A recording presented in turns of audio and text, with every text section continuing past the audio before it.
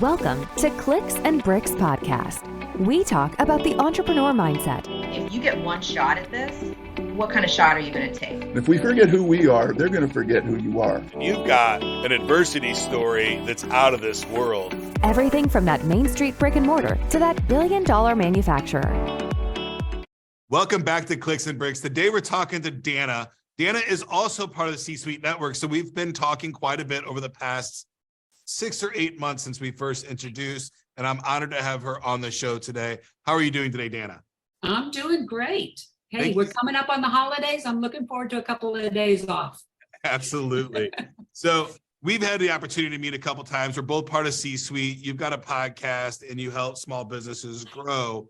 Before we get too deep into what you're currently doing, can you give the audience just a little bit about yourself, your upbringing, and how you grew up, and what there's some kind of catalyst moment that you can in your head to say, this is why I decided to take this path versus a traditional path? No, definitely. Well, first of all, I'm the oldest of 7 siblings. Okay, so imagine growing up in a household where you're the oldest and all the responsibility is on your shoulders, and none of the other ones had any responsibility after I took over. So I learned to be a leader by being the oldest of 7 is what it is. But at the same time, I also learned that I had to fight for what I needed or what I wanted when you've got 6 other siblings. With me, I've had 2 failed businesses in the past. And that is why I do what I do right now, is because of the fact I know exactly what these small business owners are going through. So when I got started in this, I spent 30 years within the architectural engineering and construction market. And in 2009, I was laid off from one of the largest construction management firms in the US. And at that time, it was 2009, it was the peak of the recession. Things were just not going anywhere, even around the world. As a strategist, I knew that Brazil was the only country that was coming out of the recession quicker than anybody else. And that was primarily because, first, they were a cash country. And secondly, they had just won the awards for both the FIFA Games and the Summer Olympic Games. So having spent so many years in the AEC, the architectural engineering construction market, I found that I knew the timing was right and everything for me to go into Brazil and to help them build that infrastructure for the games. So I would represent up to 5 different companies at the same time in Brazil, partnering them with Brazilian companies in the effort to build the infrastructure for the games. While I was down there, about 4.5 years in, I had a very serious accident. Brazil, they're great visionaries, but they're terrible at planning. And they decided they needed rapid buses, and they introduced rapid buses. And anybody who knows traffic planning knows that rapid buses are introduced on inside lanes. They have their own dedicated bus stops, everything.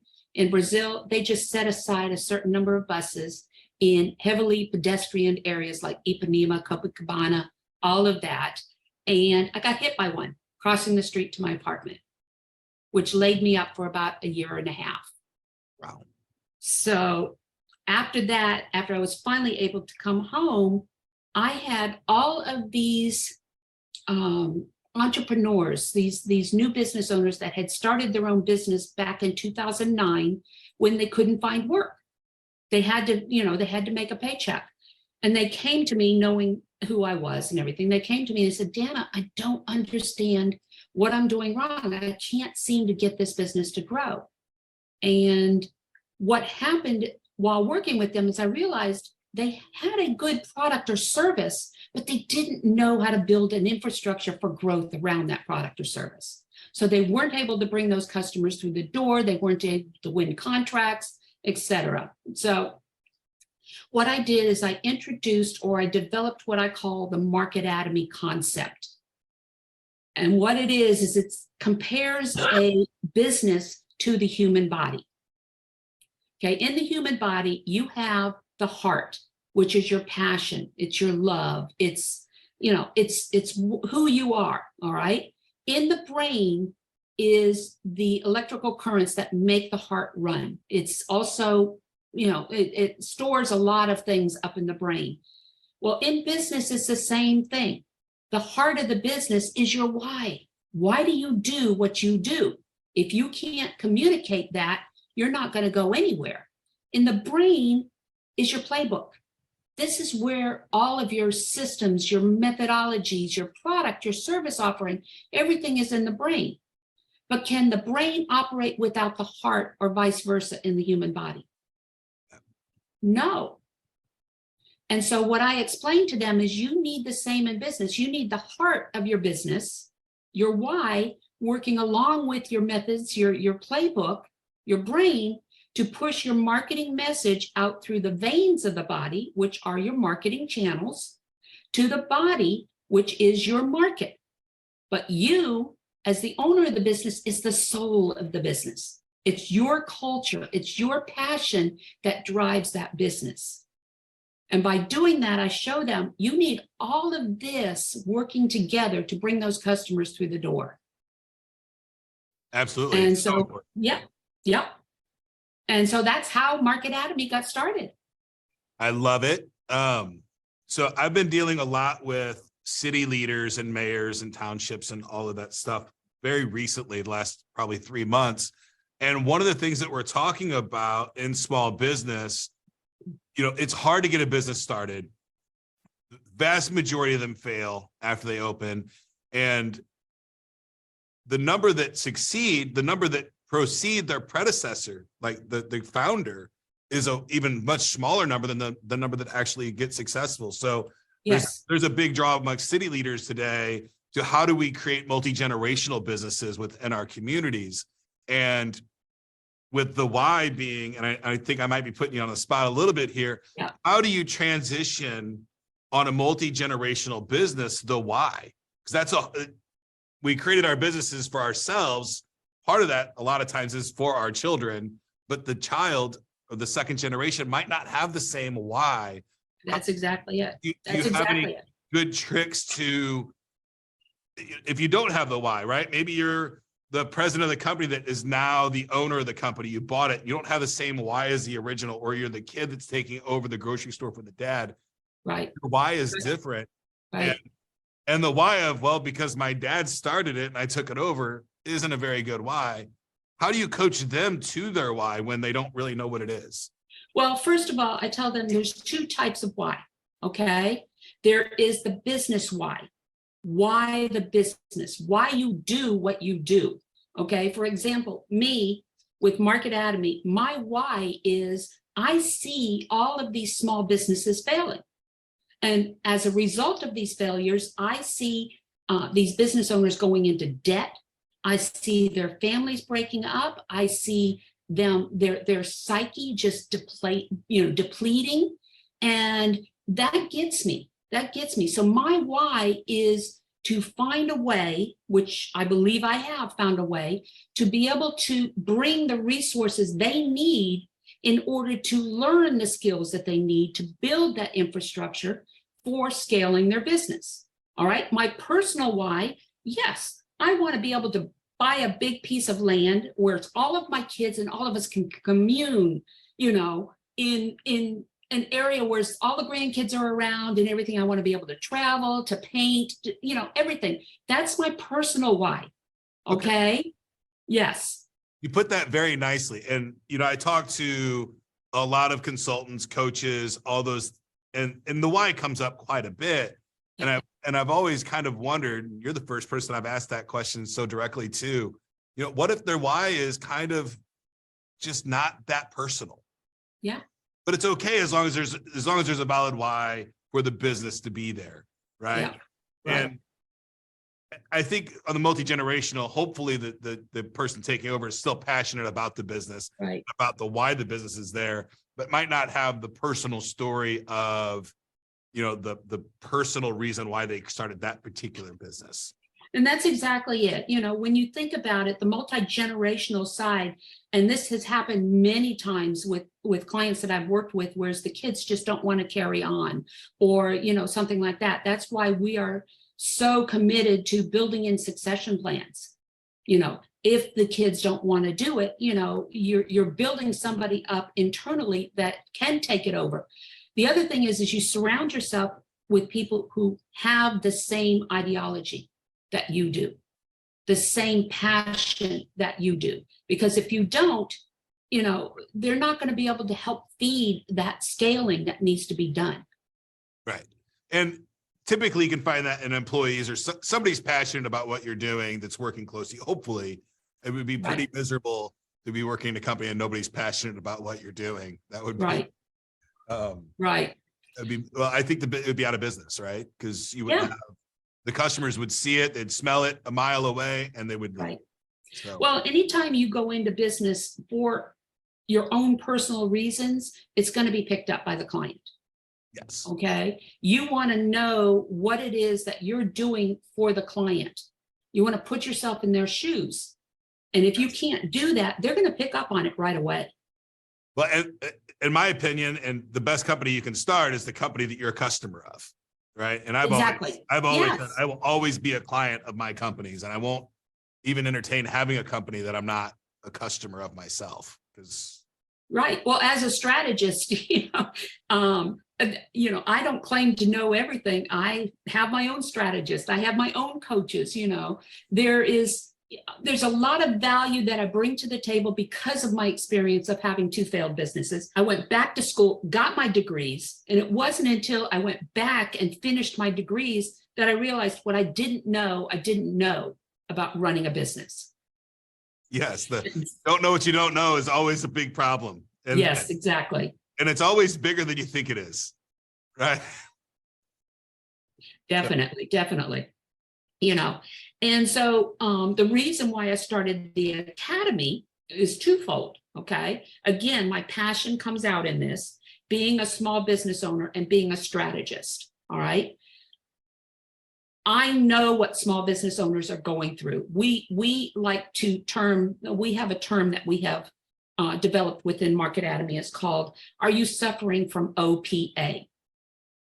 And OPA is overwhelmed because of all the things that you have to do as far as running a business, that you become paralyzed and ultimately avoid doing anything, hoping that it'll either take care of itself or possibly go away.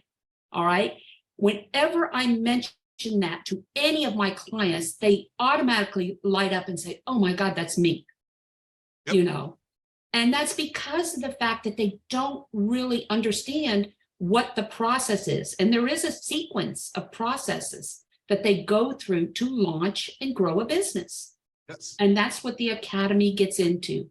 The Academy was developed because as a mentor, a lot of small business owners, you know, they're on a tight budget and they can't afford my mentoring fees, but my heart is still with working with them. Right. So I said, okay, I've always wanted to develop an academy, an e-learning academy. Do-it-yourself type deal. Right. And so when COVID kicked in, you know, I was homebound. I couldn't go out and do my conferences or anything like that. And so I said, okay, the next 21 months, I went and I built my e-learning academy called Marketatomy.Academy. And what it does is it brings a series of lessons teaching them everything from cash flow management to marketing strategy to, you know, anything that they may want to learn for their business. But the difference with the Marketatomy Academy than, say, some of these other e-learning environments out there is it's specific to small business, first of all. Secondly, it follows a 5-phase growth program. You see it, you prove it, you build it, you fund it, and you grow it. So all of our courses fall within one or more of those categories. The final thing is the courses have 2 components to them. There's a learning component and there's an interactive component. The interactive component is where they will actually walk away with a customized approach for their business. Wonderful. So this is how we focused this academy on small business owners. Right. Okay. And that's Market Anatomy. Marketatomy. Marketatomy. We'll throw the links at the bottom of the screen, Yes. so that you can just click it. If you're listening on the audio version, it'll be in the digest on YouTube. It'll be on the screen. So, okay, that is a really cool approach. Can you go over the 5 steps again for me really quick? The 5 steps are: you see it, that's your napkin stage, okay? Right. Then you have to prove its viability out in the market, and not with your friends or anything like that. You want to go out in the market and actually test it. Make sure that the price point you need and the product or service is going to be viable, that people are willing to spend their money. So pause there for a second. Is that an MVP, a minimal viable product, or could that be a survey of 100 or 1,000? It can be a survey, it can be a focus group, it can be, the key is you want to make sure that this is something that people want to buy. They're willing to spend their hard-earned dollars on. Right. Okay. The third step is the build phase. That is the longest phase. That's where you're building your model. That's where you're building your systems, your methodologies, and everything. That's also where the revenue generation starts coming in. All right. And once you're done with that and you're ready to scale the business, now you have to think about, okay, what am I going to need to scale that business? So we start looking at funding, either angel funding, VCs, bank equity funds, all of that. Right. And then you move on to the growth stage. This is where you 10x your company or whatever. Okay. Does that make sense? Total sense. And I'm going to throw some curveballs at you. Okay. And just see where we're at there. So I love bootstrapping. And if anybody's ever been in the VC world, I mean, it's the devil went down to Georgia sometimes, right? I mean, you definitely feel like you're selling your soul and you have to hit all these markers, and it's intense. It's a very, very intense, right? I mean, it's lots of long nights laying on the floor, trying to figure out how I'm going to survive. And, it's a lot of pressure on the VC world. So I don't like doing it. I'm not doing it anymore, right? I'm going to bootstrap stuff. And so I'm going to skip a lot of those steps along the way because I'm going to get funding from my clientele, right? So I have to prove the model quickly, and I've got to keep making reiterations very quickly.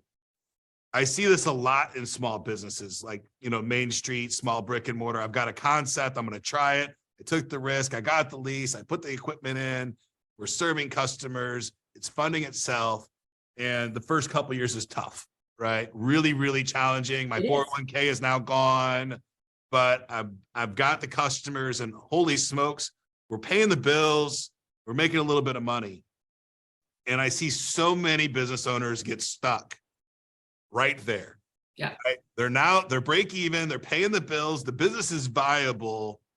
I've skipped a lot of these steps because I proved it in the field. I didn't go venture capital. I now have raised the money from my clientele, which I think is the holy grail of any business. If your clients are paying for it, that's the best way to move forward. How do I go from there and put fuel on that fire to get growth again? And I think at that point, it's the founder has to take another risk, like he or she did in the beginning when they put that lease down. You're absolutely right. You're absolutely right. If you're going to run your business or grow your business based on what your bank account is, it's never going to happen. You have to take risks. Okay. So if, I'm a self-funded business right now, and, I know the struggles and stuff like that, but I don't want to go. One thing I teach my clients is, first of all, if you're going to go into debt, you want to make sure that debt goes towards revenue generation. All right. So you want to make sure that any money you're going into debt for is going to produce money on the back end. All right. That's one thing I tell them. The other thing I tell them is the fact that if you are going to base any growth moves based on what's in your bank account, all right, you're never going to get there because you're going to constantly say, I don't have the money. I don't have the money. the mindset you need to have is you want to make sure you have the experts who can grow the business while you're bringing the money in. So you say, okay, I'm getting ready to do a PR myself. I'm getting ready to do a PR campaign. And, you know, it's going to cost about $15,000. And I tell them, you know, I find out how long it's going to take, you know, and they do the work and then I pay, which is fine with me. I'd rather have it that way, because what they're doing is they're proving themselves first. Right. And what I tell them is I said, okay, here's what I'm going to do. You do what you need to do, and I'm going to be right there with you. But I got to figure out how I'm going to bring up that $15,000. And so I immediately start putting a strategy together. How can I take my products and service offerings and bundle them and possibly sell them so that they're going to be able to bring in the money that I need? And that's the only way you can do that and scale a business. Absolutely. And, you know, you said 15,000. It's very funny. I'm dealing with the promotion right now that it's costing me 15,000. Yeah. I feel like along the way, you know, when you first start, everything's $100, and then you get up a little bit. Now everything's $1,000, and then 10,000, and then 20,000. That's exactly it. It's always new level, new devil, and you just keep growing that. And it gets more comfortable. Right. You have to vet whatever it is that you're going to do. You don't want to take, as I say, tell my customers, you don't want to go off, you know, on a squirrel trail or something like that. You don't want to be squirreling. You want to be able to vet it. And I tell my clients, as a strategist, I tell them, I said, if there's anything that comes to you that they just say, they guarantee this, this, this, and this, says, come to me. I says, first you want to think about, is it within the vision of your business? Okay. Does it match the vision of your business, the culture of your business first? I said, come to me. We'll talk about it and I'll tell you, no, this is not what you want to do, or not, or, you know, yeah, let's figure out how we can do it.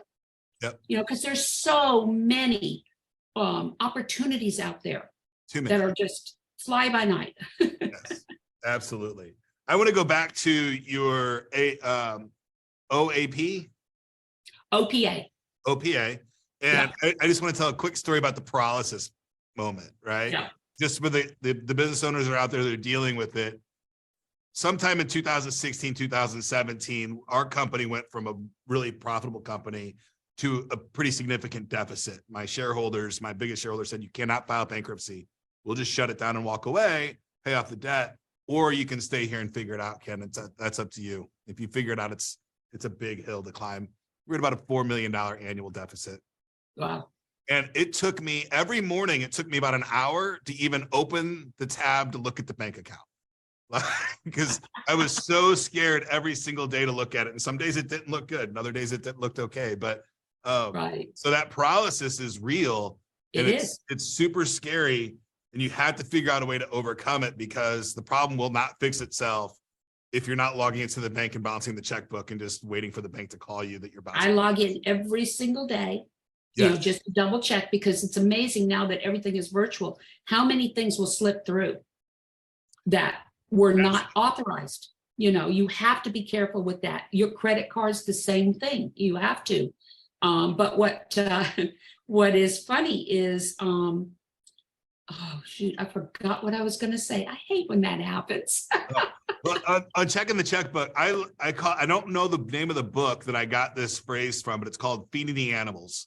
Right. If you grew up on a farm, the first thing you did in the morning was feed the animals. If you're on a business, the first thing you can do is you come in, you say hi to your staff, you check the checkbook, you make sure there's nothing broken, you make sure there's not a whole bunch of trouble ticket, new orders, all those things. That first hour of your day, you know, getting your email clean for the morning, right? All of those things, I call those feeding the animals.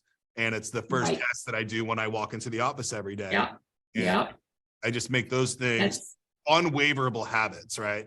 My email box is empty, my bank account's balanced and checked. It's all checked. My checkbook is balanced and so we know how we can make decisions that day. If an opportunity arises or a problem comes up, we know our resources and we can execute on it.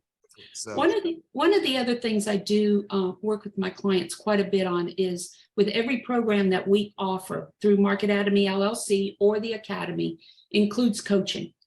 okay, personal coaching, because we're a firm believer that not only do you have to feed the education, the accountability side, but you have to feed the mind. You have to help with those self-sabotaging behaviors that you have grown up with, because that's what's going to bring on that paralysis. It's going to bring on that overwhelm and that paralysis. You know, my biggest self-sabotaging issue took me almost 60 years to realize what it was.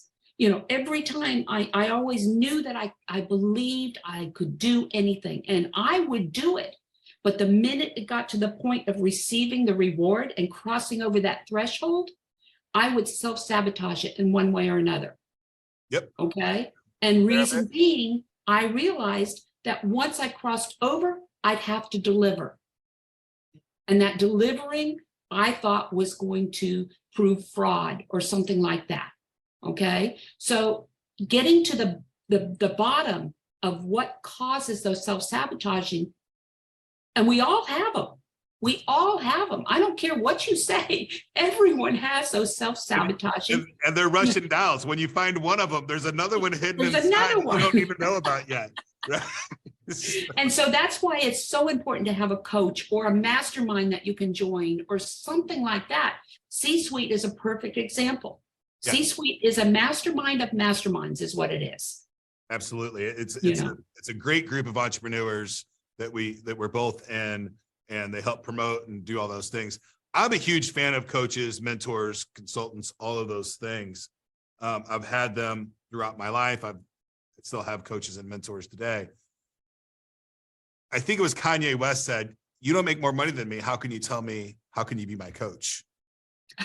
What do you say in that mentality, right? When you're dealing with somebody, and I have a lot of opinions on this particular scenario, but I find that approach a lot like, you've never been where I'm at. How can you coach me?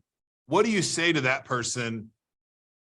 And I think you can either say, if you weren't just saying, okay, you're not my client, I'm going to move on. If this was your friend, right, telling you, yep, I can't hire a coach because nobody's done the things that I've done, right? So not in a sales pitchy, what would you say to that person that's like really just— well, the first thing that would come to my mind is, how's that going for you? That would be the first thing that comes to my mind. What I find is when someone is struggling with that, you know, as far as whether they need a coach or something like that, I tell them my story.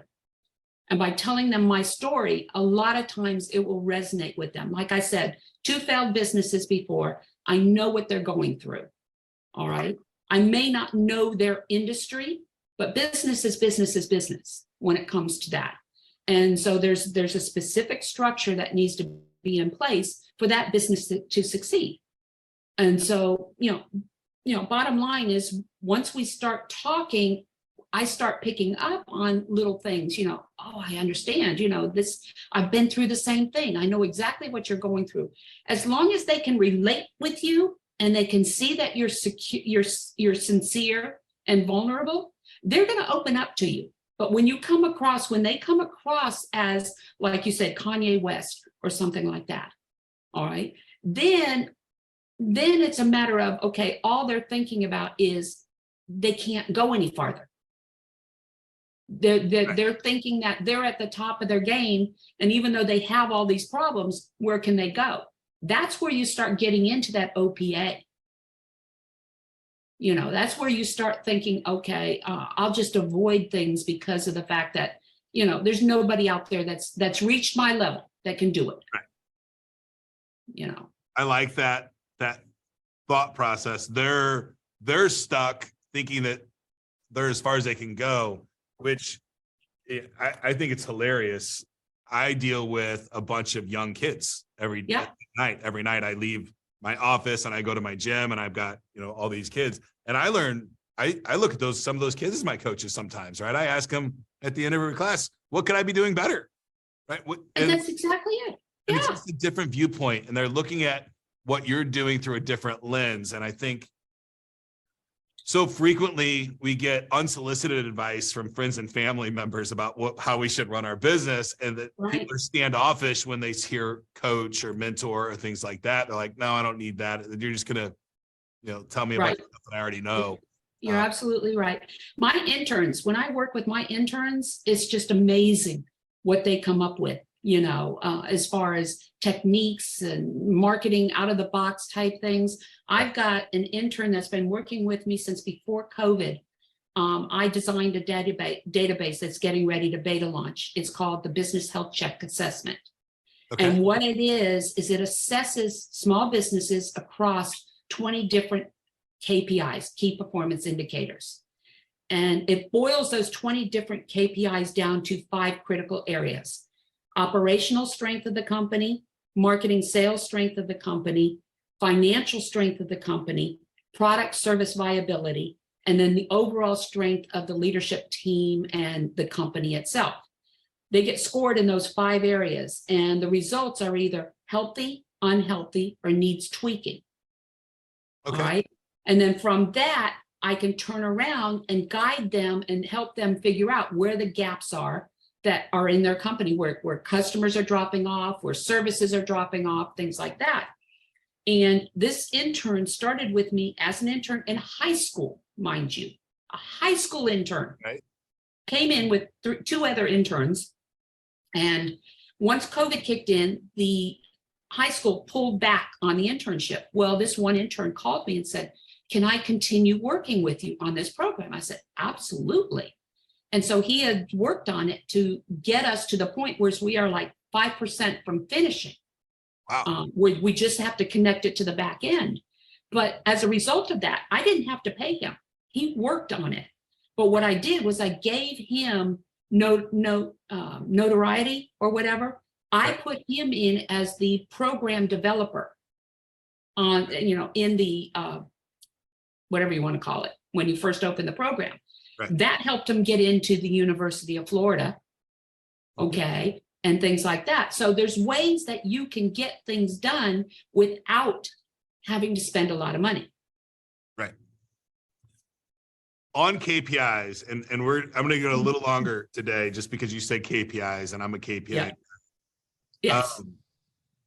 I've seen it time and time again, and I see it more on the .com kind of companies where they're trying to scale users, that the KPIs, you said 20 KPIs, which I think is a decent number, but I've also seen just tracking too much stuff. Yes. Like I'm just tracking way too much stuff. And I like to get my KPIs down to just a they're key 5 or 6 performance indicators. Yeah. Like 5 things, like key performance indicators. Now I've got thousands of KPIs, but what I'm really looking at are those core 5. Yeah. How do you tell somebody what they should be looking for? Is it the same 5 for everybody, or is it different from industry to industry? I think it's going to be different, not necessarily between industries, but between wholesale and retail, and things like that, because you've got other KPIs that have to be taken into consideration there. The other thing is whether you have, first of all, staff, and things like that, because there are things that you want to monitor as far as turnover and all this other stuff. But the main ones you want to know is your customer engagement, your customer acquisition, as well as your loyalty programs, and things like that. How long do you keep those customers? Are they loyal? Do they turn around and give referrals? Those are the kind of numbers that you want to know. You want to know what your profit margins are and which products. Like when I do my annual strategic planning, I start with revenue. What's the gross revenue number? And then we move into, okay, your product service offerings. How many revenue streams? And what of those products or services are going to get you to your gross profit margin, okay, or your gross revenue? And then I tell them, okay, if we're going to do this over the next 12 months, you're going to need more staff, or you're going to need equipment, or you're going to need to put systems in place. So it's a strategic approach that I take to help them build their strategy for the next 12 months. It's the same thing. Those are numbers that you need to know. The numbers on the front end, your revenue numbers, that's your goals. And everything else are your objectives and your tactical elements. Right. So yes. I think for me, I recommend people on their KPIs to focus on the problem, develop the KPIs to solve the problem that you're currently trying to tackle. Right. And what you'll find is you've come up with a brilliant way to have these 5 different categories of KPIs, sales ops, right? Right.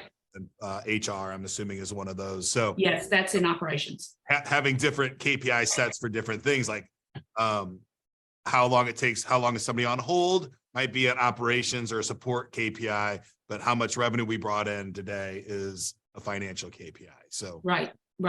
And that's exactly it. When I have someone who comes to me and says, okay, my sales are dropping, I got to figure out what's going on. I don't think my sales team is doing their job, or something like that, trying to specify where the issue is. And I tell them, take a step back, let's look at this. Okay. When we're talking about sales and revenue, is it always just the sales team?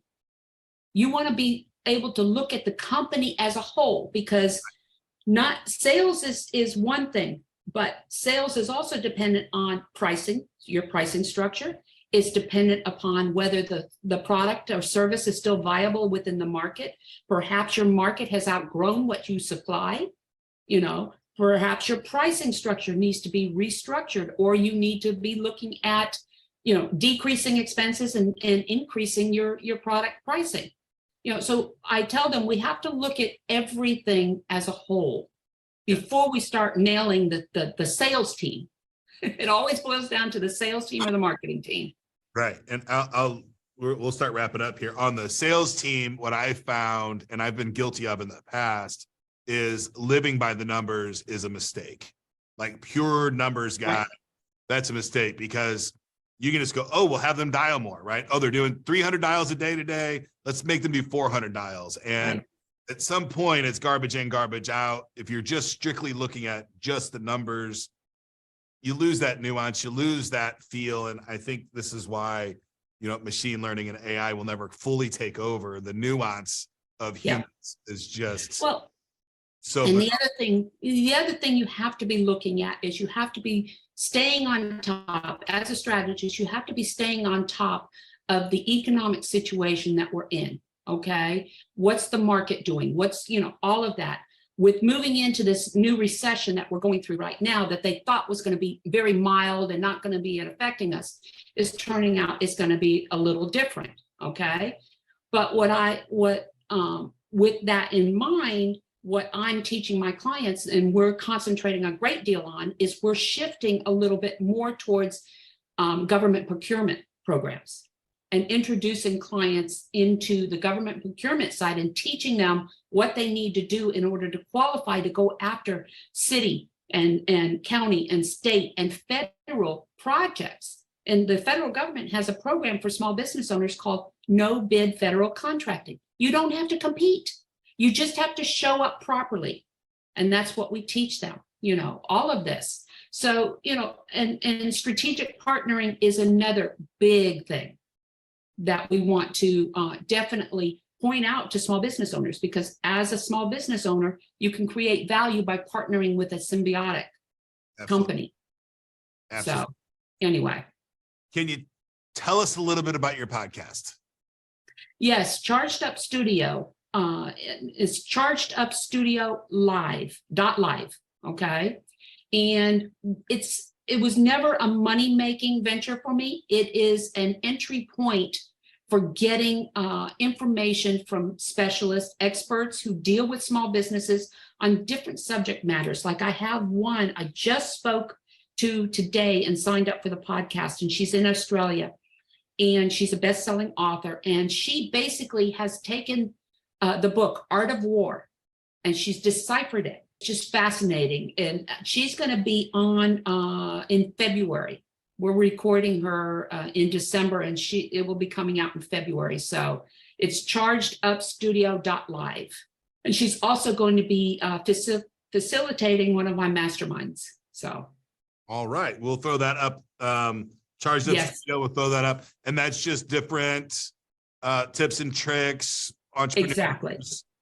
just helping them out. And Right. It airs every Tuesday, depending on how busy I am, whether it's in the morning or the afternoon, but it's every Tuesday. awesome. All right, Danna, And, thank you so much for joining us today. I had a blast talking with you. I hope you have a great day. I appreciate it. You too. Happy Thanksgiving. Thanks for watching today's episode of Clicks and Bricks. Get to work.